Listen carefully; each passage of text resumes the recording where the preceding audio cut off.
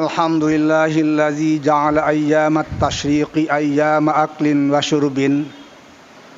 Asyhadu an la ilaha illallah wahdahu la syarika lah.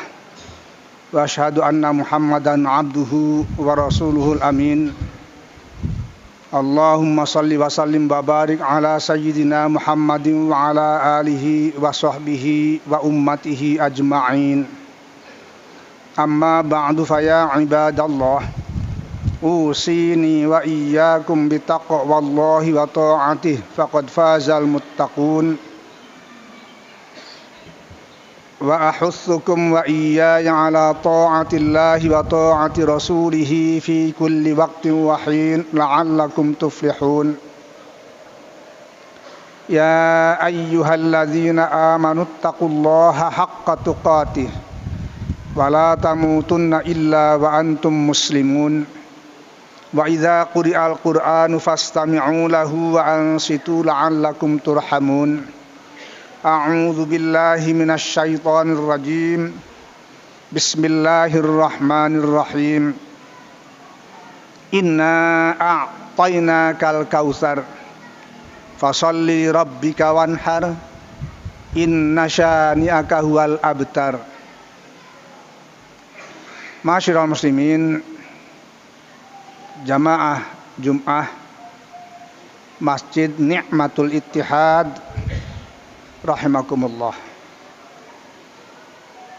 Tidak ada kalimat yang paling tepat mengawali uraian khutbah Jum'ah ini selain menaikkan puji dan syukur kehadirat Allah Subhanahu wa taala karena tersebab rahmat, hidayah dan ma'unahnya lah kita semua alhamdulillah masih diberi kesempatan untuk bersembah sujud kepadanya dalam hal ini melaksanakan sholat berjamaah Jum'ah.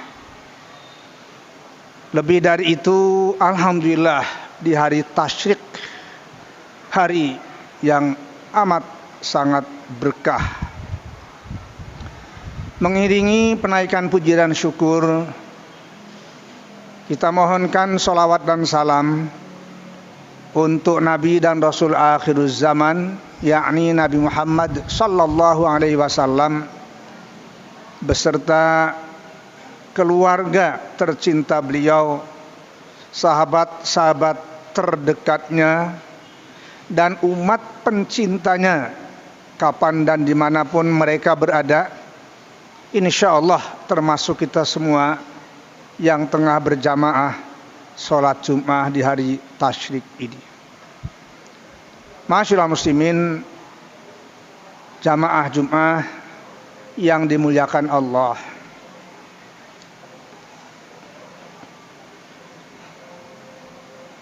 Kembali mensyukuri nikmat Allah, itulah judul khutbah Jum'ah kita kali ini.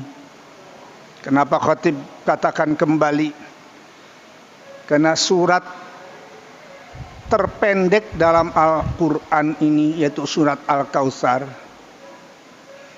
di saat-saat merayakan Idul Fitri, paling tidak sebagian khatib Idul Adha membaca surat ini. Meskipun begitu, khatib yakin masih ada sekian banyak pelajaran yang belum kita renungkan dengan sebaik-baiknya atau dengan lebih baik lagi, untuk tidak hanya hafal terhadap surat terpendek ini, tapi juga meresap di dalam hati kita, sehingga kita betul-betul bisa menjiwai Al-Quran Al-Karim walaupun suratnya yang terpendek sekalipun. Mengapa? Ada sejumlah surat pendek dalam Al-Quran yang biasa disebut dengan sebutan suwar Al-Mufassal. Yang terpendek adalah surat Al-Kautsar ini, yaitu surat ke-108 yang jumlah ayatnya cuma 3 ayat, jumlah kata-katanya hanya sekitar 10-an dan jumlah hurufnya cuma 42. Sangat pendek, dan insya Allah semua muslimin muslimat apapun tingkat pendidikannya insya Allah hafal dengan surat ini, termasuk kita semua. Tapi bagaimana dengan isinya? Mari kita bersama-sama renungkan kembali. Ayat ini lebih kurang pengertiannya ke dalam bahasa Indonesia. Sesungguhnya kami, kata Allah Subhanahu wa taala, telah memberikan kamu Muhammad sebagai nabinya Al-Kautsar. Oleh hampir semua ahli tafsir bisa dikatakan begitu, memaknai Al-Kautsar itu nikmat Allah yang amat sangat banyak. Karena memang nikmat Allah tidak mungkin bisa dihitung. Sebagaimana dikatakan, wa in ta'uddu ni'matallahi la tuhsuha. Nah, jadi diingatkan oleh Allah di sini. Inna a'tainakal kautsar. Sesungguhnya kami, kata Allah Subhanahu wa taala, telah memberimu Muhammad Al-Kautsar, ai katsirun ni'am, nikmat yang teramat banyak. Dalam Al-Quran dan terjemahannya yang diterbitkan Kementerian Agama Republik Indonesia, surat Al-Kautsar diartikan dengan surat melimpah, nikmat yang berlimpah. Nah, kenapa dikatakan berlimpah? Sulit dihitungnya. Padahal surat ini sudah terpendek tadi. Ibaratnya orang kecil. Nah, tapi isinya subhanallah. Kenapa ini dikatakan seperti itu? Kita telusuri dalam kasus apa surat ini diturunkan oleh Allah. Panjang sabab nuzulnya, tapi mudah-mudahan khatib bisa menyimpulkannya.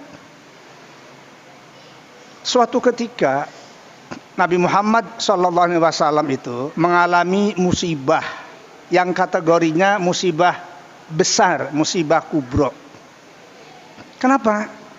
Karena beliau saat sebelum surat ini diturunkan, dari beberapa putra beliau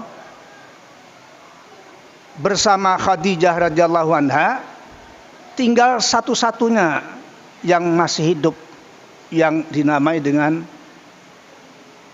Ibrahim, di samping Qasim yang sudah lebih dahulu meninggal. Anak laki-laki semata wayang ini karena satu dan lain hal wafat pula. Dalam keyakinan masyarakat bangsa Arab khususnya dan sebagian umat manusia di dunia pada umumnya, ada keyakinan karena asal usul turunan itu sifatnya kebapaan atau patrilineal, maka kematian putra Nabi yang tinggal semata wayang itu akan mengakibatkan Nabi Muhammad SAW perjuangan keagamaannya terputus dengan sendirinya, karena tidak ada pelanjutnya. Karena berfikirnya itu urusan agama tidak dikaitkan dengan kenabian, tapi semata-mata dengan individu atau person Muhammad SAW-nya. Jadi itulah kehidupan dunia. Di satu sisi Nabi Muhammad SAW dan muslimin muslimat sedang bersedih hati, sedang duka. Sementara orang yang membenci beliau atau bahasa lembutnya itu yang tidak suka sama beliau justru senang. Kalau istilah sekarang mungkin ada orang-orang yang kalau melihat orang lain senang dia susah. Sebaliknya kalau melihat orang lain susah dia senang. Nah, ungkapan bahasa sekarang kira-kira seperti itu. Maka Nabi Muhammad walaupun seorang nabi dan rasul, ada ciri-ciri kemanusiaannya sedikit banyak tentu tanda kutip agak terganggu gitu. Dengan sebab tingkah pola sebagian masyarakat itu tadi. Masyaallah muslimin jamaah Jumat rahimakumullah. Hal inilah yang pasti diketahui oleh Allah Subhanahu wa taala bagaimana suasana kejiwaan Nabi Muhammad sallallahu alaihi wasallam, seakan-akan ya musibah ini betul-betul akan menyebabkan perjuangan beliau menjadi putus, tidak ada generasi pelanjutnya lantaran kematian anaknya. Itulah Allah merukan ini. Inna a'tainakal kautsar. Muhammad, sesungguhnya kami telah memberi kamu itu nikmat yang teramat banyak. Kira-kira kalau khatib bahasakan dengan bahasa pergaulan, itu masalah kecil kematian anak laki-laki semata wayang. Kenapa? Nikmat itu bukan semata-mata urusan keturunan. Walaupun keturunan itu memang betul salah satu bentuk nikmat yang tak terkira. Tapi banyak lagi nikmat itu. Misalnya dalam surat Ad-Duha itu Allah rincikan kepada Nabi Muhammad SAW. Bismillahirrahmanirrahim. Wad-duha wal laili idza saja ma wadda'aka rabbuka wa ma qala wal akhiratu khairul lak minal ula, dan seterusnya yang cukup merepresentasikan gambaran nikmat-nikmat itu yang Allah berikan kepada Nabi Muhammad sallallahu alaihi wasallam. Inna a'tainakal kautsar. Oleh karena nikmat Allah itu teramat banyak dibandingkan dengan musibah yang diberikannya itu yang tidak seberapa ketika dihubungkan dengan nikmat yang terbanyak, maka Allah berpesan, ma'asyiral muslimin jamaah Masjid Nikmatul Ittihad rahimakumullah. Apa pesannya? Fasholli li rabbika wanhar. Nah, musibah yang engkau hadapi Muhammad, janganlah membuat Anda terus-menerus dalam keadaan duka cita. Dan Anda harus tegarlah. Apa di antara wujud tegarnya itu? Fasholli, maka hendaklah Anda tetap tegakkan sholat. Wanhar, dan bahkan Anda harus rela berkurban. Tentu dalam pengertiannya yang luas berkurban ini. Masyaallah muslimin jamaah Jumat rahimakumullah. Betul, harus kita yakini. Karena urusan perintah menyembelih kurban di hari Idul Adha setiap tanggal 10 Dzulhijjah dan 3 hari sesudahnya setiap hari-hari tasyrik tanggal 11, 12, 13 itu bentuknya, wujudnya diperintahkan menyembelih hewan-hewan berkaki 4 yang oleh Al-Quran disebutkan Al-An'am. Salah satunya kalau kita di Indonesia kambing, kerbau, sapi. Itu. Tapi ini tidak semata-mata nilainya, nilai ekonomi. Itu tidak bisa kita pungkiri ada. Karena dengan sebab pemotongan hewan kurban ini simbol bahwa muslimin muslimat itu kehidupan di dunianya tidak boleh melarat atau menderita. Dalam istilah Al-Quran, ketika dihubungkan dengan pemotongan hewan kurban, wa'at'imul ba'isal fakir, bagikan daging-daging kurban itu kepada orang-orang al-ba'is, maaf, biasa diterjemahkan dengan orang-orang yang sengsara. Al-fakir, yang amat butuh. Nah, fasholli li rabbika wan. Maknanya apa? Ini nilai teologinya dihukumkan sunnah muakkadah, urusan agama itu. Tapi efek sosialnya, ya Allah, bagi kesejahteraan sosial yang dalam filsafat negara kita alhamdulillah tercantum dalam sila kelima, keadilan sosial bagi seluruh rakyat Indonesia, luar biasa ini. Coba kita merenung sejenak. Berapa ratus ribu atau bahkan mungkin juta ekor hewan-hewan kurban. Kalau berfikirnya kita, maaf, hanya di Pondok Pinang mungkin cuma belasan atau puluhan. Atau berfikirnya cuma Jakarta, mungkin juga cuma ribuan. Tapi kalau berfikirnya seluruh dunia, karena Islam itu tersebar di segenap penjuru dunia, min kulli fajjin amiq, maka bisa kita bayangkan kayak apa nilai-nilai ekonomi dan keuangannya itu. Pantas Allah katakan liyashhadu manafi'alahu. Jamaah haji di sana tumpak di Mekah Al-Mukarramah mengumandangkan kalimat talbiyah. Muslimin muslimat yang tidak melakukan ibadah haji termasuk kita di Indonesia ini mengalunkan suara takbir, tahlil, tahmid dan tasbih yang luar biasa. Kayaknya tidak ada tuh dalam 1 tahun selain di luar Idul Fitri dan Idul Adha kumandang takbir kecuali azan dan iqamah yang seperti digelar pada hari raya. Itu termasuk dalam mengiringi pemotongan hewan kurban. Kita disunahkan membaca takbir. Masyaallah muslimin jamaah Jumat rahimakumullah. Inilah yang khatib maksud dengan nilai-nilai teologi, nilai-nilai ketuhanan, nilai-nilai keallahan. Itu yang menginspirasi muslimin muslimat memotong hewan kurban disimbolkan dengan bismillah Allahu Akbar. Tapi punya dampak ekonomi. Apa maknanya? Khatib katakan tadi. Ini walaupun pensyariatannya hanya setahun sekali memotong hewan kurban dalam 4 hari itu harus kita jadikan sebagai pelajaran bahwa kehidupan yang sejahtera tidak berarti berlebih-lebihan. Itu dicita-citakan juga oleh agama Islam. Harus kita pertahankan. Kita menjadi insan yang mensyukuri nikmat pada Allah Subhanahu wa taala, baik duniawi maupun ukhrawi. Baik itu urusan-urusan nikmat keduniaan, lebih-lebih urusan-urusan nikmat keakhiratan.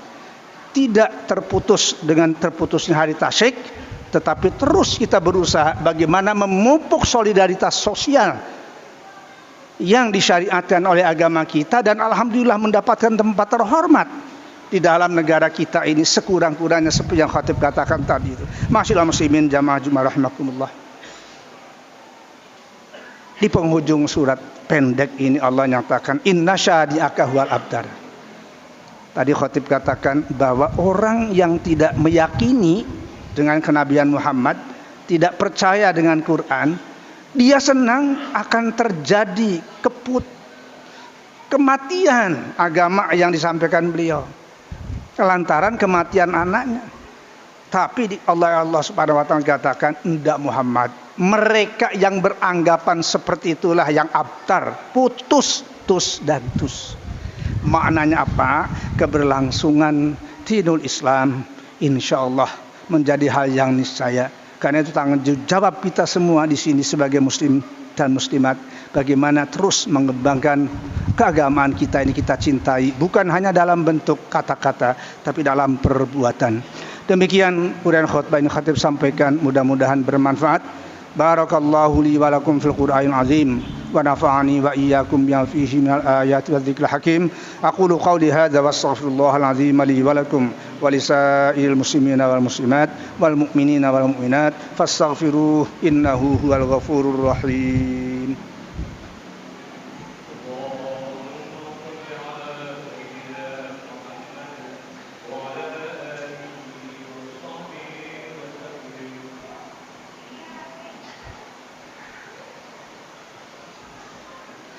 Alhamdulillah nahmaduhu wa nasta'inuhu wa nastaghfiruh wa na'udzu billahi min syururi anfusina wa min sayyiati a'malina. May yahdihillahu fala mudilla lahu wa may yudlilhu fala hadiya lahu. Asyhadu an la ilaha illallah wahdahu la syarika lahu wa asyhadu anna Muhammadan abduhu wa rasuluhu la nabiyya ba'dah. Allahumma shalli wa sallim wa barik ala sayyidina Muhammadin wa ala alihi wa sahbihi ajma'in. Wa ba'du fa ya ayyuhal muslimuna rahimakumullah. Usikum wa nafsi bi taqwallahi wa ta'atihi faqad fazal muttaqun. Wa hussukum wa iyaya ala ta'atillahi wa ta'ati rasulih fi kulli waqti wa hin la'allakum tuflihun. Qala Allah ta'ala fi kitabihil aziz, a'udzu billahi minasyaitonir rajim. Innallaha wa malaikatahu yusholluna 'alan nabi. Ya ayyuhalladzina amanu sallu alaihi wa sallimu taslima. Allahumma salli ala sayyidina Muhammadin wa ala ali sayyidina Muhammad كما صليت وباركت على إبراهيم وعلى آل إبراهيم في العالمين إنك حميد مجيد. اللهم اغفر للمؤمنين والمؤمنات والمسلمين والمسلمات الأحياء منهم والأموات إنك سميع قريب مجيب الدعوات ويا قاضي الحاجات. اللهم أعز الإسلام والمسلمين وانصر عساكره إلى يوم الدين وأصلح جميع ولاة المسلمين برحمتك يا أرحم الراحمين. ربنا اغفر لنا ولوالدينا وارحمهم كما ربونا صغارا ولجميع المؤمنين والمؤمنات والمسلمين والمسلمات الأحياء منهم والأموات. اللهم اجعل بلدتنا إندونيسيا هذا بلدة طيبة مطمئنة مباركة ومن جميع بلدان المسلمين عامة برحمتك يا أرحم الراحمين. اللهم اجعل أولادنا أولادا صالحا وصالحة. ربنا آتنا في الدنيا حسنة وفي الآخرة حسنة وقنا عذاب النار. عباد الله إن الله يأمر بالعدل والإحسان وإيتاء ذي القربى وينهى عن الفحشاء والمنكر والبغي يعظكم لعلكم تذكرون. فاذكروا الله العظيم يذكركم واشكروه على نعمه يزدكم واسألوه من فضله يعطكم ورزق الله أكبر والله يعلم ما تصنعون.